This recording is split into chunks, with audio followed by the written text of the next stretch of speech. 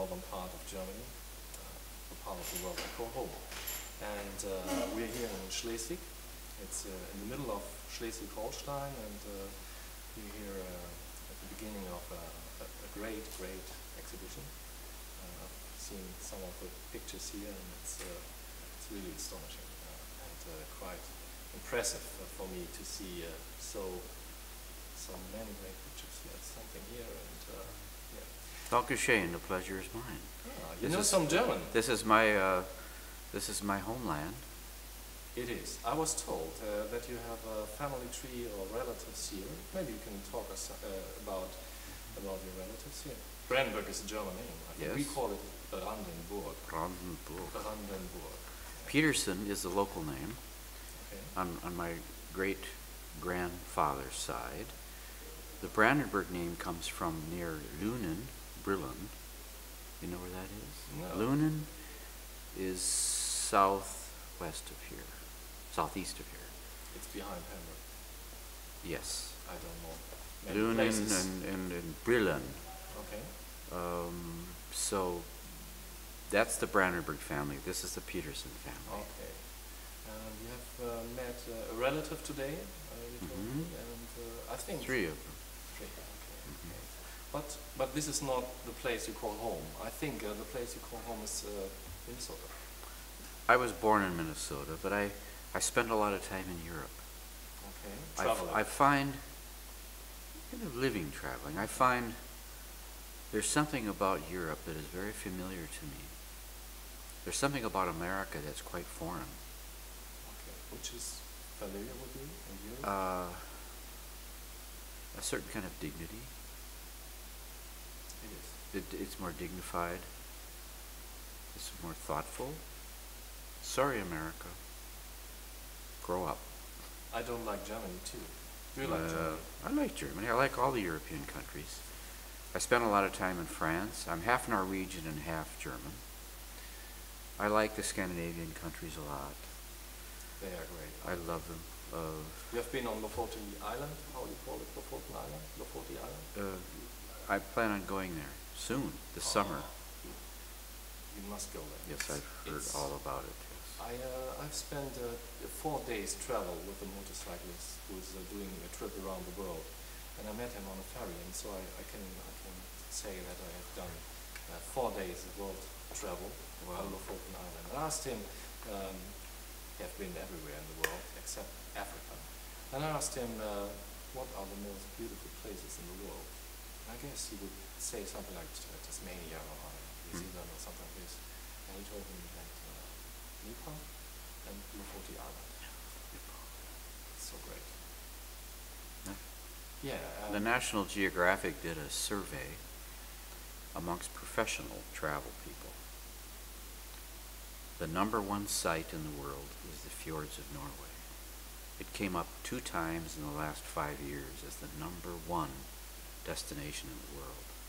You have to take the coastline and don't take it by ship, the famous post ships, and you have to take a van and go along.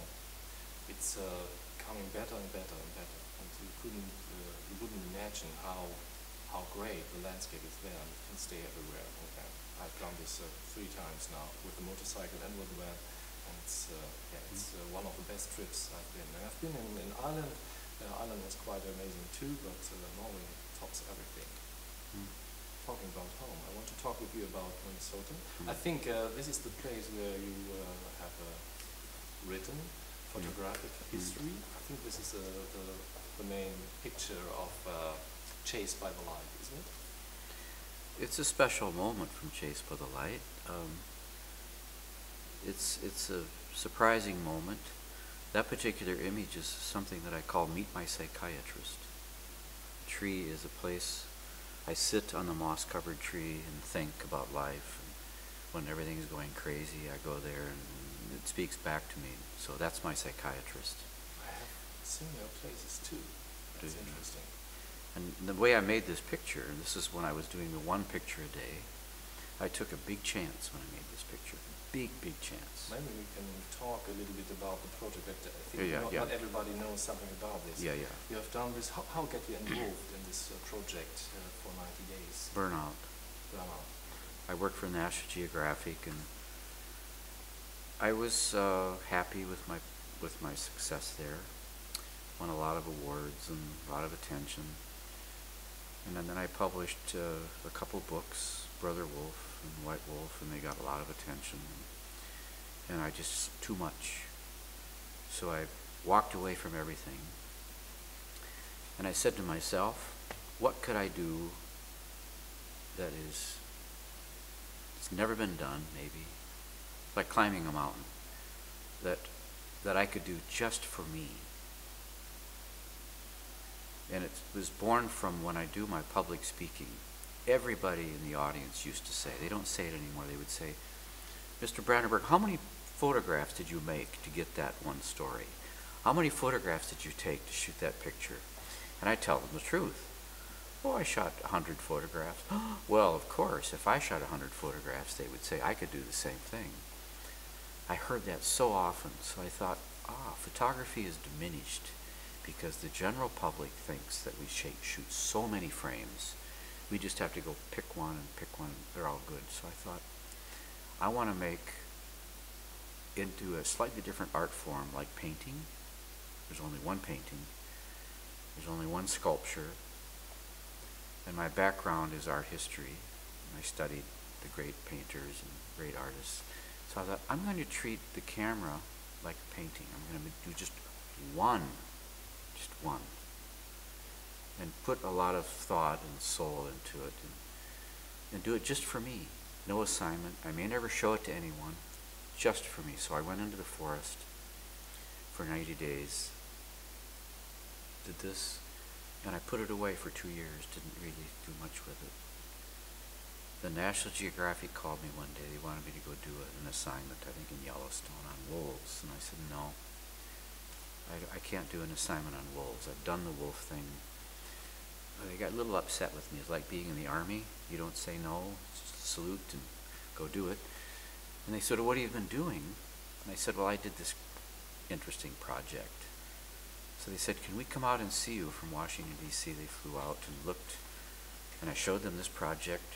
They looked at it, and they said, can I take this back to Washington?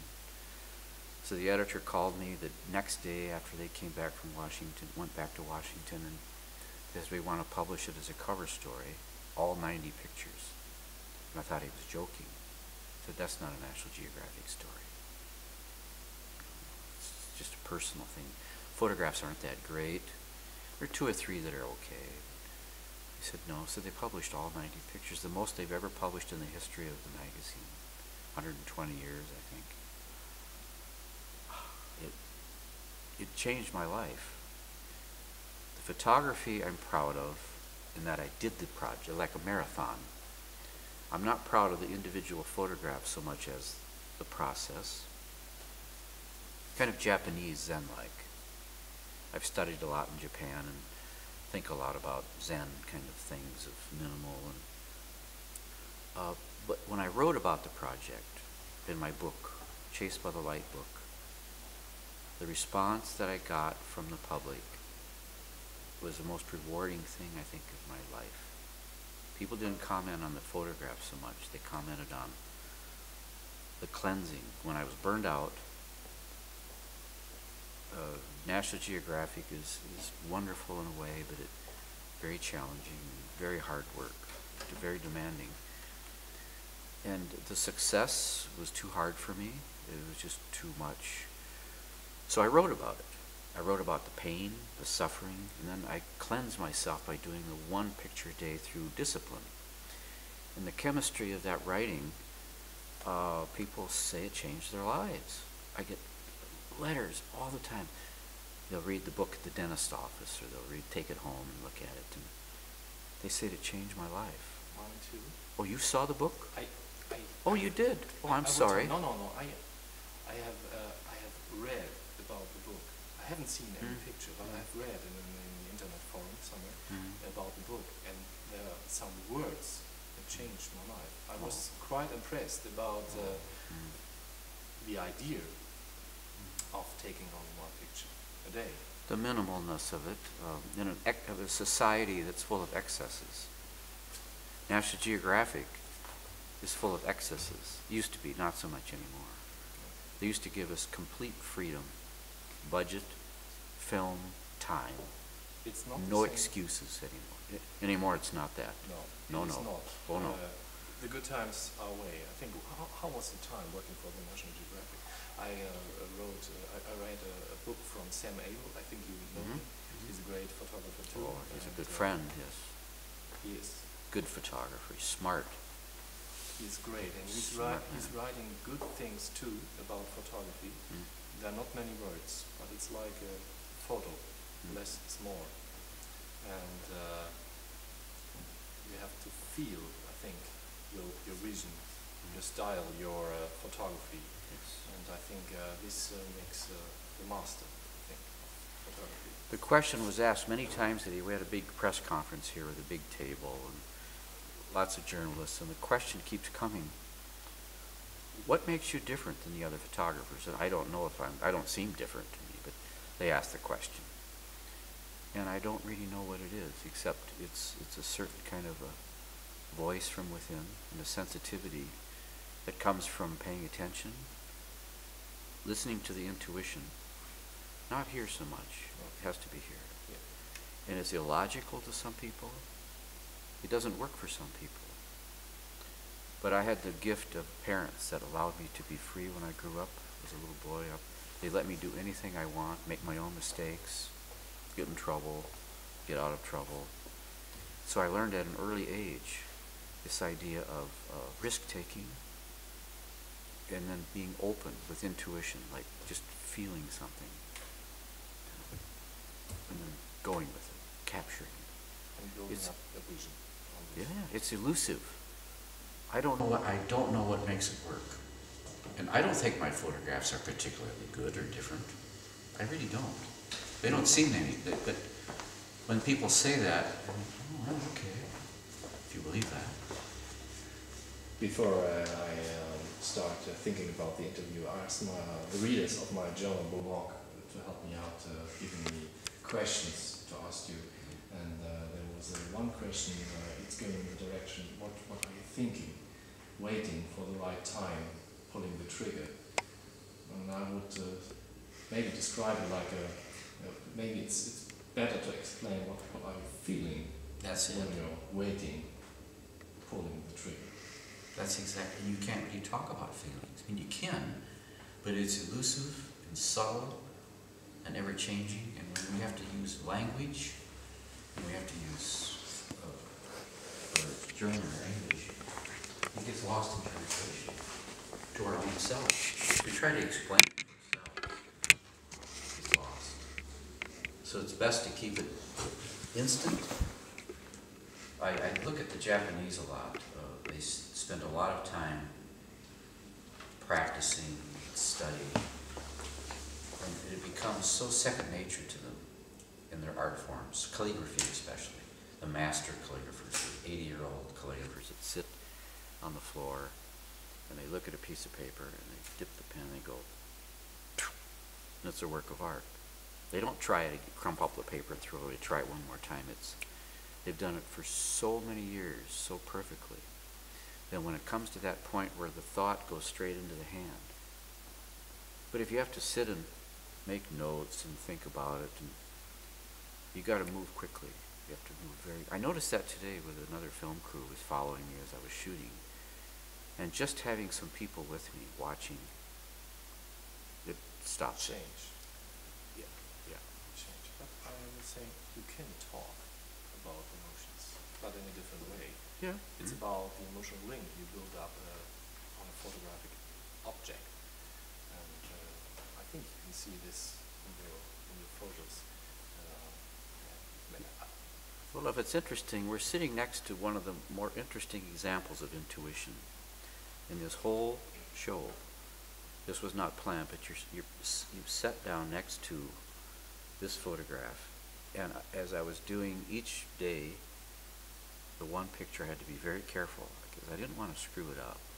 I didn't want to have a blank page or a blank photograph, but I thought I would eventually. I never did. I have some really bad photographs, but no blanks. This place is very sacred to me. That's on my property. It's special plants grow there, orchids, little orchids, and you can almost hear the little people giggling, the little secret people. The trolls, you know? The trolls. You Yep. met them in Norway. They are everywhere. Yeah, they're everywhere. They're here too. So I set up a tripod. It was kind of a darkish day. I had a 14 millimeter lens, if I remember, very wide. Must be, yes. And I was shooting negative color, not transparency. I set the tripod up, and I wanted to make a picture of this special place, but everything is sharp. I was going to go. It was a 15-second exposure. The camera said 15 seconds, so I was going to push the button, and I looked at it at 7 seconds. It was all instant thinking. I was by myself. At 7 seconds, I picked up the tripod and just started walking with it. So half the exposure is frozen and half the... Now when you're shooting digitally, that's easy. You just go back and do it again, do it again, do it again, so it's right. But I couldn't look at the picture until a few days later.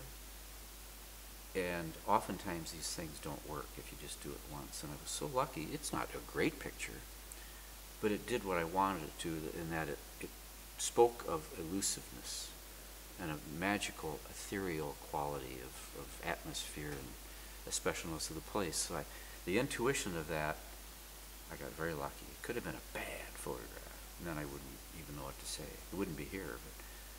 So that's intuition. I didn't plan it. I just, without even thinking, just moved the camera. Intuition. Animals have intuition too. Lots of intuition. Mm. And talking about animals, talking about wolves. Wolves are playing a main role in your portfolio. And I think the Arctic wolf is one of the most famous nature photos you can see in the world. And what rules are playing wolves in your portfolio? What rules are playing wolves in your life? Well, the Native Americans, the Indians, the Plains Indians, the Woods Indians, Native Americans, Lakota, Chippewa, they used to call the wolf the great teacher. The European stories of wolves are not so good. It's usually Little Red Riding Hood and bad stories. You want to scare the children, you say the wolf is coming. Wolves are bad. Competition. They would eat the cows and they would kill the people in Europe. North America, wolves are not dangerous, but in the old days, wolves were aggressive in Europe. So they have a bad reputation in Europe. The Native Americans in America never thought the wolves were bad. They thought they were beautiful and good. They called them the teacher. And I thought that was very interesting, so I did some more thinking about it. There's a reason they did that. It's not because they were trying to be clever. They weren't trying to sell books or ideas. That was their belief system. They didn't see it as an enemy. They saw it as a friend. Why did they see the wolf as a friend? Well, they understood that nature was bigger than them, that there was a plan and a reason, that they fit into that plan, that the wolves and the bison don't fit into the Indian plan, Native American plan, but Native American fit into that plan. So I looked at it and thought about it, and I grew up on the prairie where there are no wolves, very few animals, no trees, cropland, corn and soybeans, a lot of German farmers. They feel home because, especially in northern Germany, it's very You're saying that's why they went. Yeah. When I grew up, Yeah. I could see 11 kilometers away Whoa. when somebody's coming. Mm. But That's it why they formed went. my vision. It formed my vision, the way I see the world. See? It is. Yeah. And I have a big longing for this view. I couldn't stay a long time in Hamburg. It's a great town, but I must have a clear view. I must see far. And there's Have you been to the American prairies? No. You should come. It's unbelievable. I'm afraid about flying. Are you seriously? I am. Seriously? Yeah, I prefer riding the bike. Wow. Well, you don't have. You can take a boat. You can take a ship. Take a ship to America. Maybe I talk with my therapist about my flight. Anxious. I'm not afraid of flying. I'm afraid of airports. They freak me out. I have a lot of bad experiences with all my bags of cameras and. Oof. I don't like crowds. Oh. People too.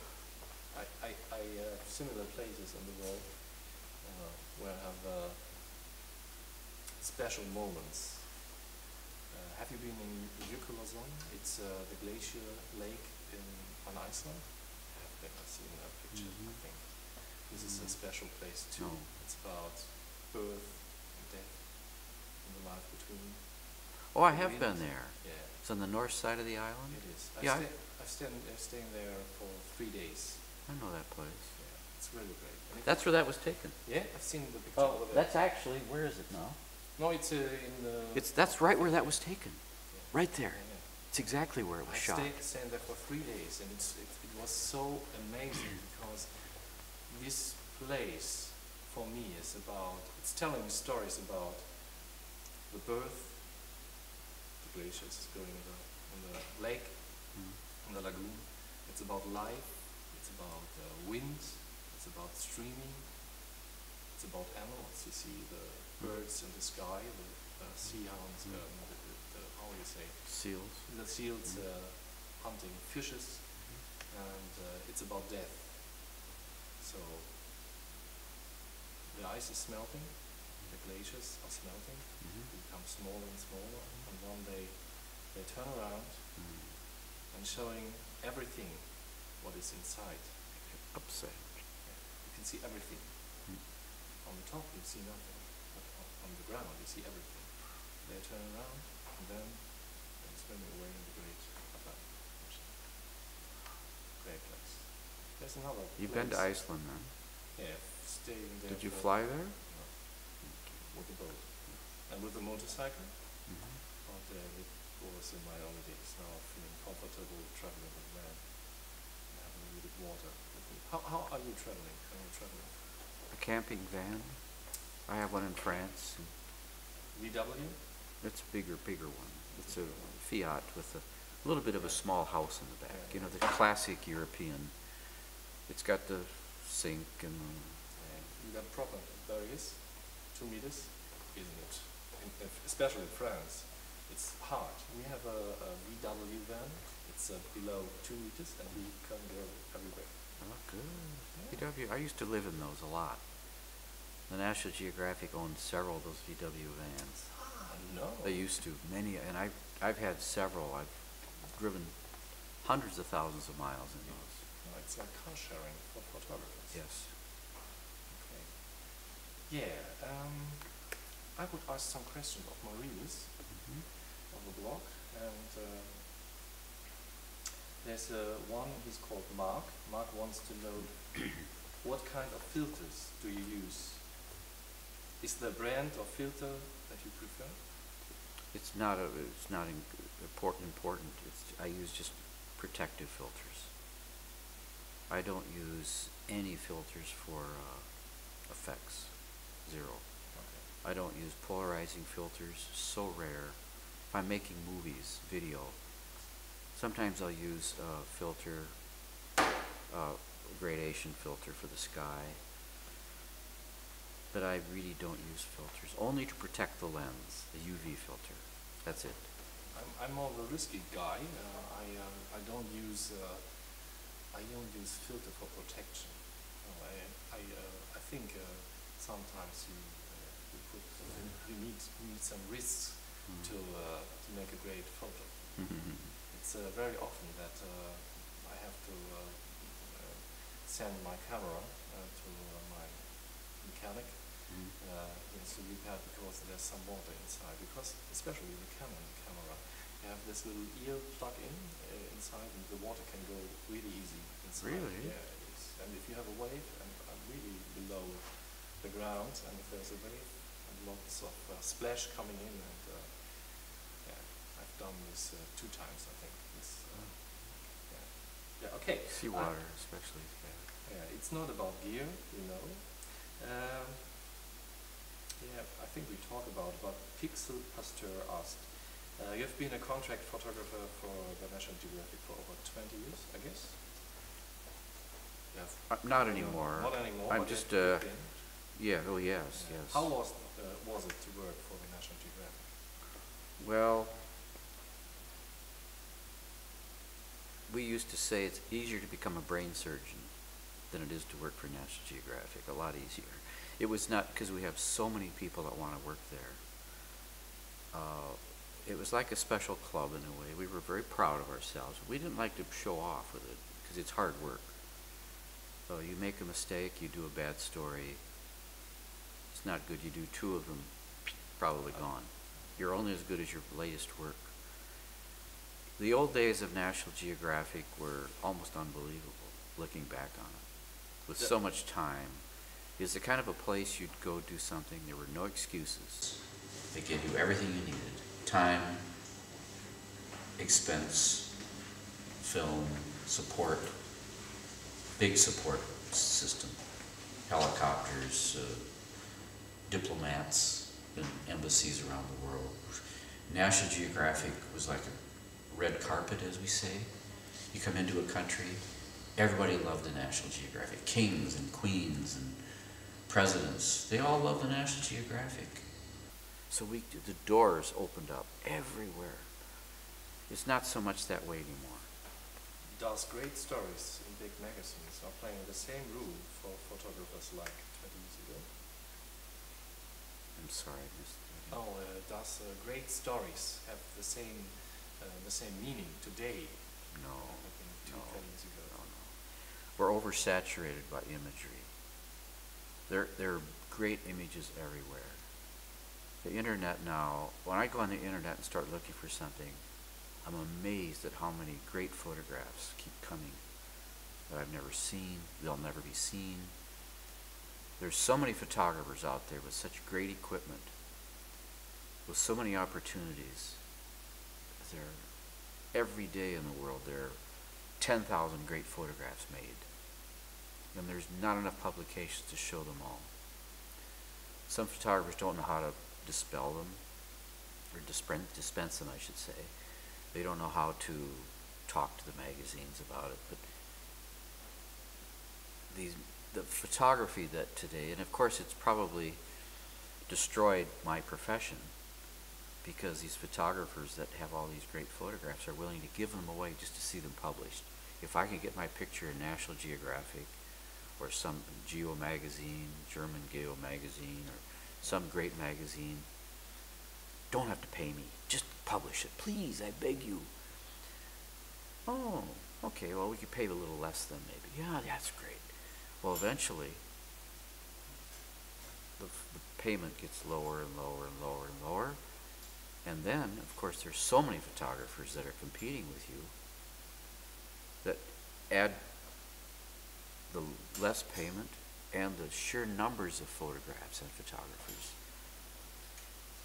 Someone like myself, who at one point was at the top of his profession, not the best, but, you know, I don't want to say that, but in an opportunity to ask for a job and probably get it and get paid well, not anymore. What do you think No. does it need to make a living out of nature photography today? Impossible, virtually. Yes. Oh, yeah. It's more hobby. The only way to do it is a hobby, and I love it. I do it. I still make a good living with it. Not nearly as much as I used to, but I have my galleries. I don't count on magazine sales anymore. It's very awkward and very strange. It is.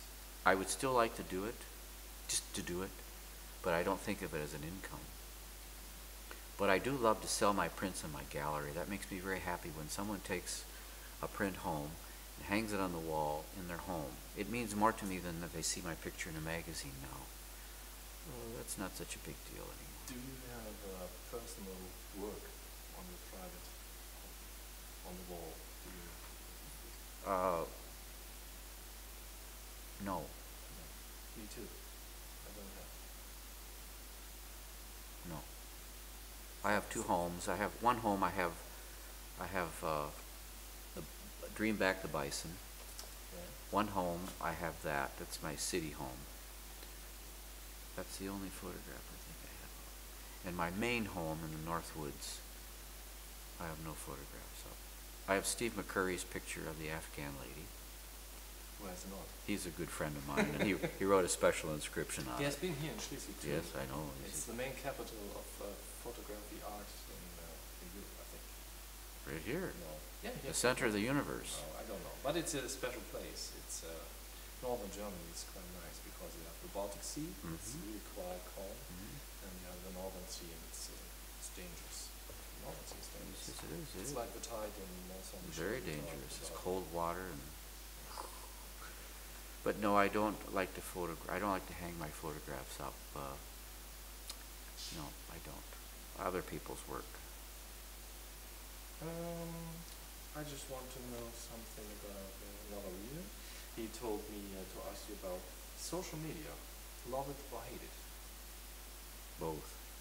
Yeah. I'm a newspaper man. I started my career in newspapers. So I have a journalist's appetite and curiosity. I like to know what's happening. So I get up at 4:30 in the morning. I turn on CNN and MSNBC, and I watch the news, and I hate it. I don't do it here in Europe. No news, zero. And I become happier and lighter. So I love it, and hey, it's like an addiction. I'm addicted to it, and I need to take all my TV sets and throw them away. But you work for TV, right? No? No, I don't work for TV. I work for myself. Okay. I'm more freelancer. Okay. The weddings are feeding my family. Okay, I was have a look at another question.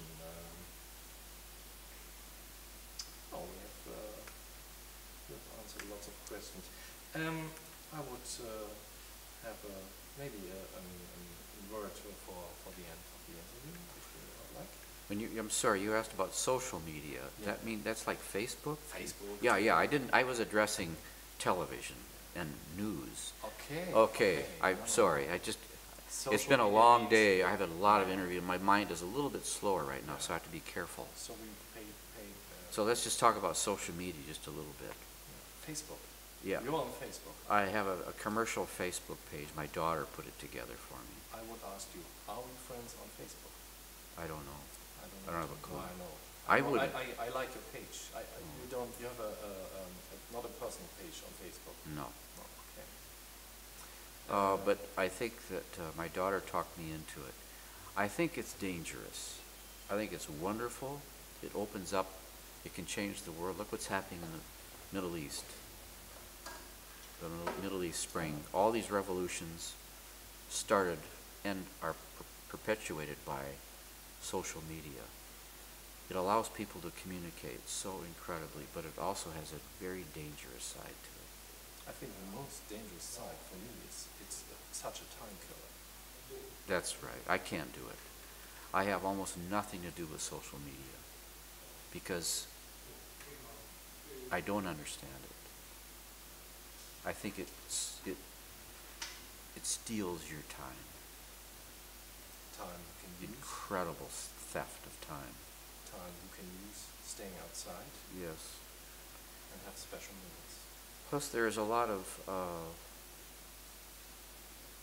gossip. You know the word gossip? I know. The factual nature of the internet and social media is a lot of half-truths and superstition, and it can be a little bit dangerous. In the end, I don't know where this is going to end. It's either going to save our civilization, could save it, or it could kill it. I believe that. It could save us, or it could kill us. I'm not sure, and I think it's possible either way. Okay, talking about the end, I think we have to stop this interview. Mm-hmm. It was nice to talking to you, and thank you for having you here. And yeah, maybe we'll see us again later, summer. Maybe I will fly Please. to the USA. So, yeah. Thank you for having me here. Danke schön, Olaf. Okay. Pleasure's mine. Yeah.